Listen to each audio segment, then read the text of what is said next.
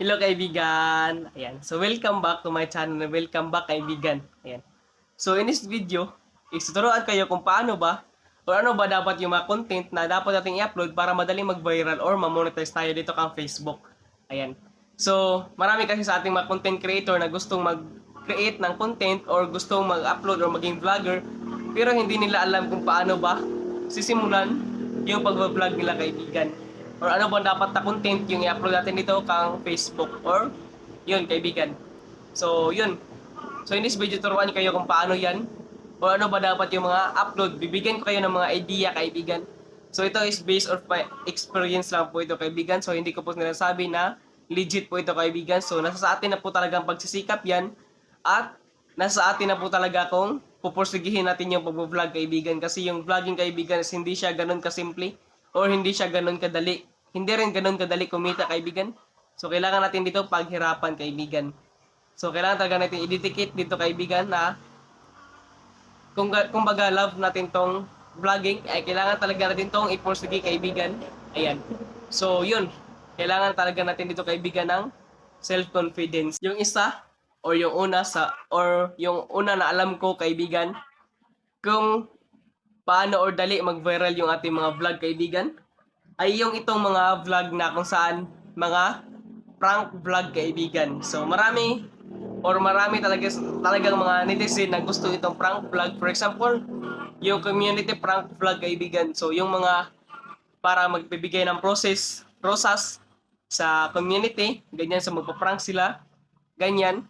So marami kasing mga gusto nun kaibigan kasi stress reliever yung kaibigan. So yung isa din kaibigan ay yung mga family prank vlog, ayan. So kumbaga sila Sir Gavin, di ba?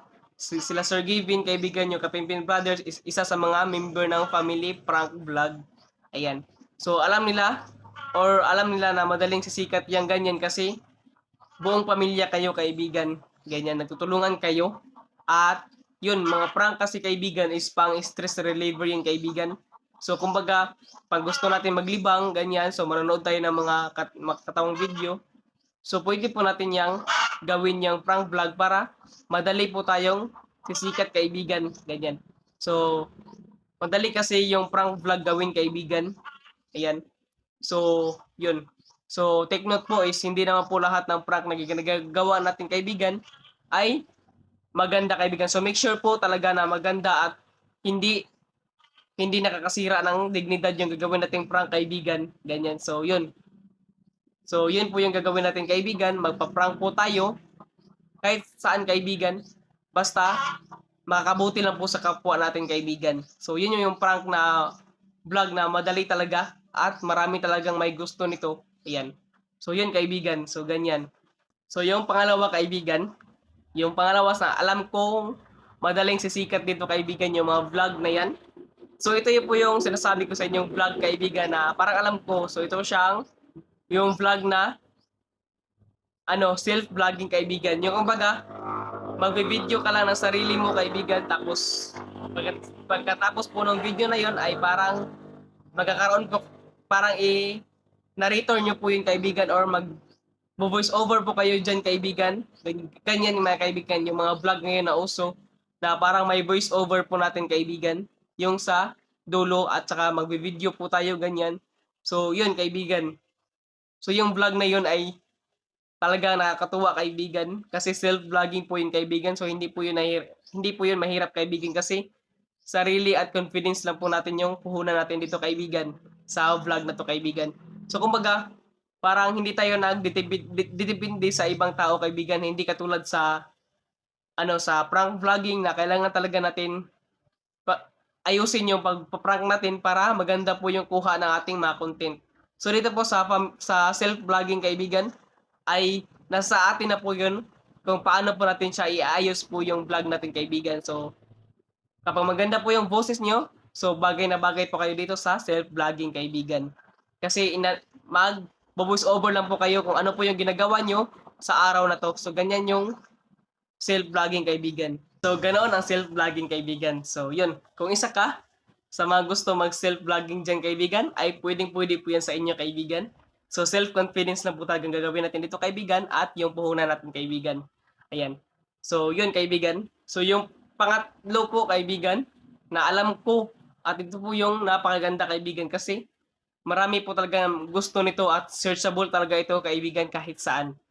So ito po siyang tutorial kaibigan. So yun. So ito po talaga siyang tutorial kaibigan. Ay napakaganda po talaga nito kasi nakakatulong po ito sa kapwa nating kaibigan. So marami po kasi mga nagkaroon ng mga problems, kagaya mo, nagkaroon ka ng problems ka kung ano ba yung content na gusto natin igawin or i-upload sa ating mga Facebook ay alam na nalaman mo na rin ngayon kaibigan dahil sa ginagawa ko na tutorial kaibigan. So yun. So yung tutorial ay maganda talaga to kaibigan. Kung ikaw kaibigan ay alam mo kung paano ba mag-edit ay bagay na bagay ka talaga dito sa tutorial vlogging kaibigan. Kasi itong tutorial vlogging ay napakarami talaga tong editing kaibigan. Ayan. So yun. Marami talagang mga edit dito gagawin kaibigan. Kagaya na ginagawa ko. Marami akong edit na ginagawa dito kaibigan para maganda po yung content ko at mag-stay kayo hanggang dulo. Ayan. At kung umabot ka dito kaibigan, and don't forget to like and share naman dyan kaibigan ang ating mga video para marami po tayong matulungan at mga taong gusto magsimula ng vlogging journey nila ay matulungan po natin sila kung paano po magsimula kaibigan. Ayan. So I hope natulungan ka dito sa video na to kaibigan. At ganito po talaga kaganda yung tutorial vlogging kaibigan dahil isa ito sa mga madaling mamonetize kaibigan. Lalong-lalo na sa Facebook kaibigan, madali talaga tayong mamonetize dito kasi marami pong mga problems po kung paano ba or ano ba yung mga paano ba mag-vlogging, ganyan. So marami pong nagsisearch dyan kaibigan. Ayan, so yun, napaganda talaga ng tutorial vlogging kaibigan. Ayan, so kung gusto mong malaman yung mga deep explanation po kung paano ba yung mag-tutorial vlogging, ay comment dyan sa baba below at explain ko po sa inyo step by step. Ayan. So yun kaibigan, napaganda talaga ng tutorial vlogging. Ayan, kung isa ka sa mga natulungan ko kaibigan at natulungan ko ngayon, ay don't forget to like and share dyan kaibigan. And thank you po talaga sa panonood kaibigan sa ating tutorial ngayon. Ayan, so thank you po kaibigan and God bless.